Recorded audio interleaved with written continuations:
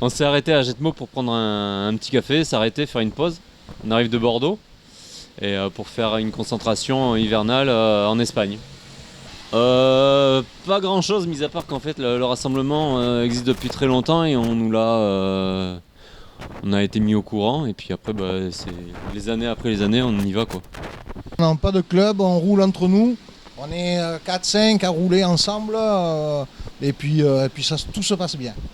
On est bien chargé parce que là où on va, c'est sur un plateau de 1000 mètres et on a connu des températures à -12.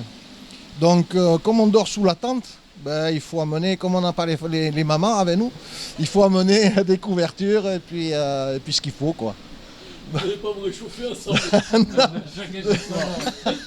À moins qu'on trouve des mamans là-bas, après on verra. Mais en général, ça fait quelques années qu'on le fait, on n'en trouve pas. Donc Non, on part un peu. On part en général, le plus agréable, c'est quand même au printemps et en mi-saison, été, il fait trop chaud, surtout cet été. Il a fait trop chaud, donc. Et l'hiver, non, il faut vraiment voir l'occasion. Voilà, on choisit pas la météo, on fait avec, et puis voilà. Une petite semaine, oui. Oui, on est là, on est parti pour une petite semaine. Ah non, ça nous revient pratiquement à rien le voyage. Hein. C'est l'équipement qui coûte le plus cher. Là-bas, c'est pas un camping, donc on paye pas pour. Enfin, si, il y a une petite participation, mais c'est pas grand-chose. il y a quand même l'alcool aussi qui nous coûte un petit peu cher quand même. Hein. Faut le dire. C'est moins cher que le litre d'essence. C'est vrai. Moyen. Oh c'est des motos qui coûtent pas très cher, aussi bien en entretien et puis même par elles-mêmes elles coûtent pas très cher. Mais après n'importe quel type de moto est capable d'aller jusque là-bas. Après c'est le plaisir de rouler avec des motos comme ça où on peut faire aussi bien de la route que du chemin quoi en fait. Exactement en kilomètres, ouais c'est plus de 600 km parce qu'on passe par les petites routes, hein, on prend pas les grands axes routiers, on prend que des petites routes. Là, par exemple on s'arrête à Zubiri ce soir dans une auberge et on repart juste demain pour faire la suite entre Zubiri et Cantalero.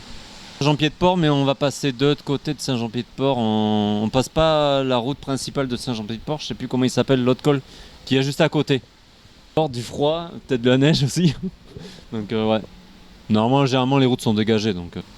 Non, pas des pneus neige, c'est des pneus en bon état, pas trop usés de préférence et puis voilà.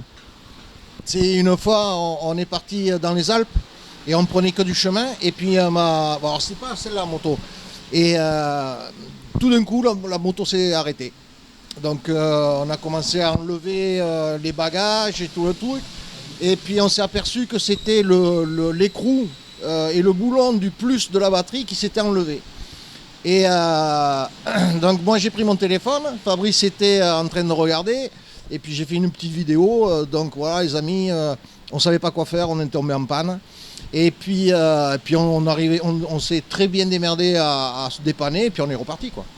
Mais oui, ça arrive, hein, des batteries, la pompe à essence aussi, mais bon, c'est des petits gadgets. C'est des motos qui sont fiables, donc pas trop d'argent, fiable, et puis tout va bien quoi.